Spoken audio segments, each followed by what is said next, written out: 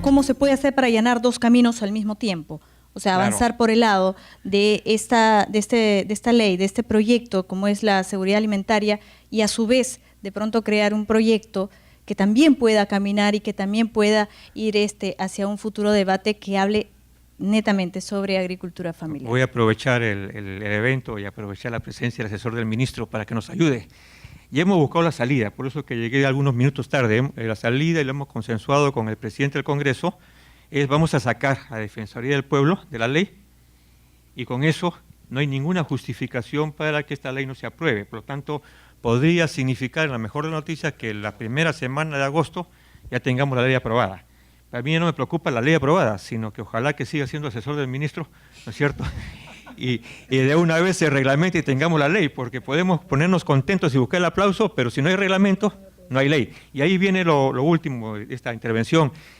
Decía bien la señora de la Quintana, ¿no es cierto?, que si el sector, los dirigentes, los gremios agrarios no tienen una mayor participación en las leyes, en el debate agrario, evidentemente estamos perdidos. No pueden hablar solamente los agroexportadores, que nos alegra, es un gremio interesante, que le da divisas al país, pero hace mucho tiempo los dirigentes de la CNA, de la CCP, en fin, de todos estos representantes de los campesinos no activan, con la excepción de Fernando, creo, y alguno más por ahí, pero no están alimentando, no hay debate agrario, el agro ha pasado a un tercer, ni siquiera segundo plano, es la última rueda del coche en este momento en el país. Jorge Tello, esto va a ser como el Congreso de la República. Su réplica, por favor. No es ninguna réplica, al contrario, creo que se están dando iniciativas y propuestas interesantes. Yo más bien estoy aportando desde la mirada del sector público, por supuesto sin querer decir de que todo está bien y que todo funciona, ¿no? Creo que la realidad nos demuestra que hay serias deficiencias en la gestión del Estado en general y que se demuestran a partir de diferentes casos concretos. Lo otro es cierto, o sea, no basta tener una ley, tener una estrategia. La experiencia en verdad es frustrante. En 2004 se aprobó una Estrategia Nacional de Desarrollo Rural y una Estrategia Nacional de Seguridad Alimentaria. Muy buenas estrategias, de verdad que fueron, y yo felicito a quienes estuvieron involucrados en la formulación de esas estrategias, de verdad que muy buenas, pero no se implementaron. Esa fue la tragedia. Hoy yo imagino que para quienes estuvieron directamente involucrados en ese trabajo debe ser una frustración haber hecho un trabajo tan esforzado para que finalmente no se apruebe, ¿no? En el marco de la Comisión Nacional que se ha formado para la agricultura familiar está previsto ya se acordó formular una estrategia de agricultura familiar y un plan de acción, ¿no?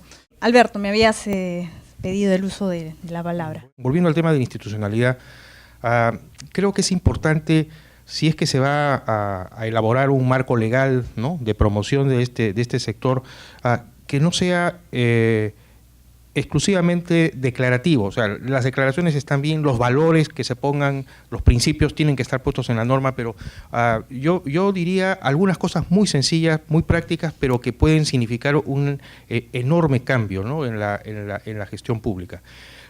Por el lado de la inversión pública, por ejemplo, ¿no?, modificar el Sistema Nacional de Inversión Pública de modo que sea posible invertir a nivel predial. Esto en este momento no se puede, ¿no es cierto? La inversión pública no puede llegar a la familia, ¿no?, es decir, a la agricultura familiar, porque se considera que estaríamos, ¿no?, efectivamente favoreciendo a privados. Lo segundo, que tal vez es un poco más técnico, ¿no?, permitir proyectos de inversión pública de carácter multisectorial, ¿no? La agricultura familiar no solamente se atiende desde el lado del Ministerio de Agricultura. La problemática de la familia rural, ¿no?, es una problemática que tiene que hacer con otras necesidades y con otras demandas que van desde los servicios sociales, ambientales, etcétera. Una tercera modificación importante podría ser la de poder remunerar los servicios ambientales que prestan los agricultores familiares.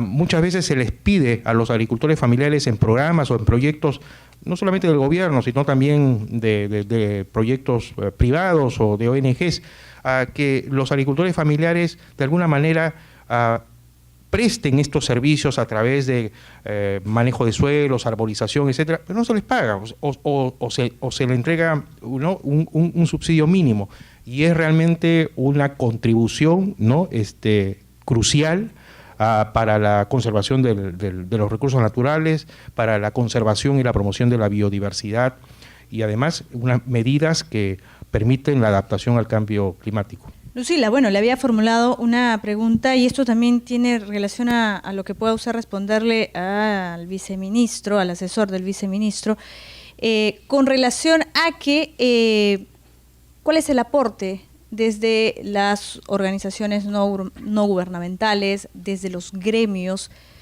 más allá también de el pliego que puedan tener de necesidades o de reclamos, o sea, ¿qué se viene haciendo en cada sector, más allá de los programas sociales? Desde nuestra parte de productores se está haciendo muchos esfuerzos en garantizar recursos hídricos con reforestación, cosecha de agua.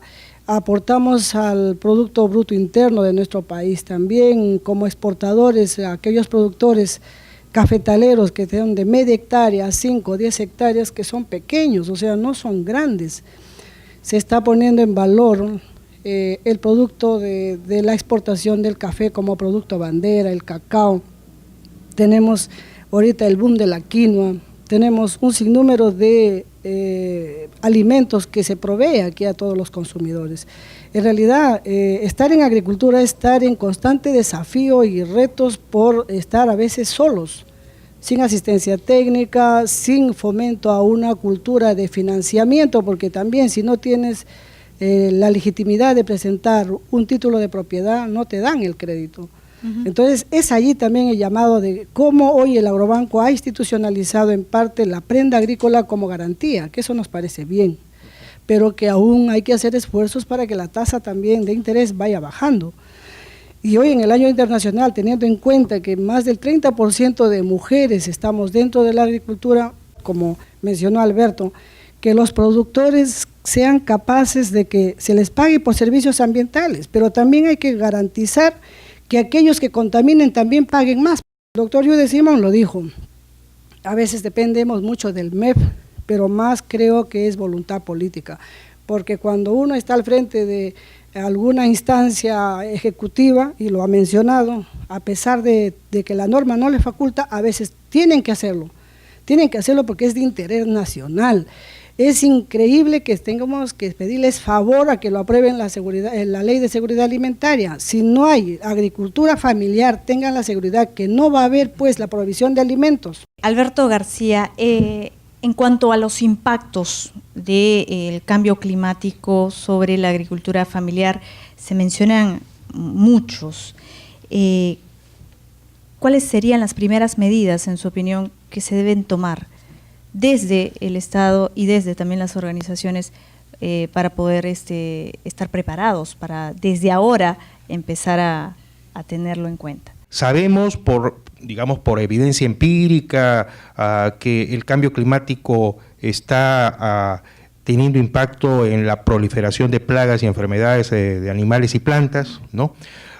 Sabemos también que en algunos casos hay incluso efectos positivos del cambio climático, es decir, productos, cultivos que solamente se podían cultivar en pisos bajos, ahora se pueden cultivar en pisos más altos, pero todas son, información muy parcial, ¿no?, que todavía necesita ser reunida y evaluada. Creo que un instrumento como el Plan GRAC es una política, es una acción que debería ser seguida, implementada. Desde la FAO estamos apoyando esos esfuerzos, porque además es una preocupación global, ¿no?, estos impactos en la agricultura. Muy bien. Señor Tello, ¿cuál va a ser el futuro de la Comisión Multisectorial? El gobierno se va a ir, este gobierno se va a ir, ya estamos pasando ya la mitad de su gestión, no sabemos el ministro si va a permanecer hasta el final o no. ¿Cuál va a ser el futuro? ¿Se puede hablar de prolongar el tiempo? ¿Se pueden solucionar problemas en lo que resta de estos años? Como había mencionado, hay una experiencia frustrante a partir de una serie de iniciativas, planes, programas, estrategias, proyectos que han sido formulados pero que no han sido implementados, ¿no? Y por eso que es importante que quizás a nivel de las diferentes fuerzas políticas haya un compromiso concreto de darle sostenibilidad a estas iniciativas. Si todos estamos de acuerdo en que eso es lo que hay que hacer para trabajar por el desarrollo del sector agropecuario en el país, entonces eso tiene que trascender a un gobierno de turno y tener esas miradas de mediano y largo plazo. Eso es un requisito indispensable. Lo otro es que en este momento el Ministerio está impulsando un proyecto de titulación de tierras que estamos culminando su formulación. Es un proyecto de alrededor de 80 millones de dólares que también lo vamos a hacer con el BID. El anterior también es con el BID y el Banco Mundial. Y también debería estar resolviendo un problema clave en el país. O sea, el porcentaje de unidades agropecuarias que hoy tienen títulos registrados, creo que llega como al 30%. Ahí es importante avanzar en eso porque la seguridad de la tierra finalmente es la que va a servir. La seguridad de la tenencia de la tierra va a servir para que sea una prenda agrícola, como han dicho, y que pueda ser utilizada para promover la inversión. Bueno, vamos a entrar en una última recta, una última ronda, que tiene que ver básicamente con lo que se ha planteado como necesidades en estos días y cuál es el compromiso de quienes hoy están aquí como actores importantes en la agricultura familiar, en promover e impulsar. En resumen, se ha hablado de la necesidad de voluntad política, la necesidad de un marco legal, la necesidad de que exista un presupuesto multisectorial, la necesidad de tener leyes que amparen esta actividad, que exista un programa presupuestal, flexibilizar el SNIP y espacios que vayan más allá pues, de una comisión multisectorial. Empezamos con usted, Lucila. Bueno, creo que el compromiso de los productores está siempre, no solo por este Año Internacional de la Agricultura Familiar, estaremos siempre como soldados en nuestras regiones, haciendo agricultura familiar, agricultura también la convencional, porque la agricultura es en varias modalidades.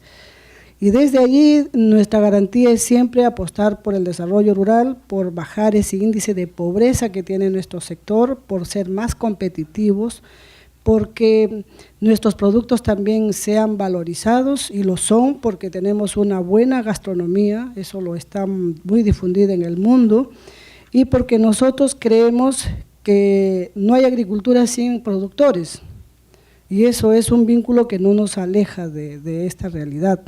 Pero sí, también vamos a estar siendo siempre un fuerte trinchera, como diríamos, social, que también vamos a exigir ya a este gobierno. Muy bien, Lucila. Hay muchas cosas por hablar, sí, es verdad, pero queríamos cerrar con compromisos. Señor congresista, compromisos concretos. Entonces, ¿cuál es mi compromiso? El primer compromiso es hacer realidad la ley de seguridad alimentaria. Yo estoy seguro que en agosto tenemos que sacarla y con ustedes hacer que se reglamente de una vez. Lo segundo, trabajar con los organismos agrarios, los dirigentes agrarios, para que tengan presencia en la política nacional. No puede hablar de la situación agraria, pues un médico, con todo el respeto que se merecen los médicos, un abogado con todo el respeto y por más que conozcan. Yo creo que en el Congreso tiene que estar representado también por productores agrarios que tienen tanta capacidad como los otros. Y eso creo que serían dos compromisos y además uno actúa también como facilitador y nos ponemos a disposición de los organismos agrarios. Y quiero terminar agradeciendo profundamente a la FAO porque creo que la FAO ha jugado un papel fundamental en estas 3 o 4 leyes que intentamos que sean realidad. Muchas gracias. Y por eso es que te pido, Alberto, terminar contigo esta ronda antes con el señor Tello, compromisos. Tenemos que trabajar mucho el tema multisectorial. Por eso a mí me gusta mucho la ley de seguridad alimentaria porque estuvimos apoyando desde el Ministerio de Agricultura la formulación de la ley con la Comisión Agraria y bueno, seguimos muy de cerca el debate cuando ya estaba a puertas de ser aprobado. Hoy hemos vuelto a formular una estrategia nacional de seguridad alimentaria, ya tenemos una nueva, ya la del 2004 se quedó y estamos en proceso de aprobar un nuevo plan, ¿no? Creemos que con la promulgación de la ley esto le va a dar fortaleza para esta vez sí poder implementar este mecanismo. Lo otro del Ministerio de lo que estamos haciendo y es un compromiso también, felizmente tenemos censo agropecuario. Somos la envidia de muchos países que hace muchos años, Colombia no tiene hace más de 20 años un censo. Muchísimas gracias. Alberto García, sus palabras. Yo quisiera aprovechar este foro para hacer un llamado, ¿no? y un pedido para agilizar la aprobación de proyectos. El Ministerio de Agricultura nos ha solicitado un conjunto de proyectos que son claves. Por ejemplo, un proyecto que tiene que ver con el cambio climático, algunos. Por ejemplo, gestión colaborativa de cuencas. Es un proyecto muy interesante porque es global, se está ejecutando en Mauritania, en Marruecos y en Ecuador. No se puede ejecutar en el Perú porque todavía los trámites, ¿no?, de suscripción no concluyen. Tenemos un proyecto de gestión de la crianza de camellos en condiciones de friaje en la parte más alta de Puno, que es la zona de Carabaya. Hay también proyectos de modelamiento del impacto del cambio climático en la seguridad alimentaria y nutricional, ¿no?, que también lo estamos haciendo con el sector. Tenemos una propuesta para instalar a través de la ANA un observatorio nacional de sequías. Eso es sumamente importante, ¿no es cierto?, para conocer las condiciones del cambio climático y su impacto en la agricultura familiar.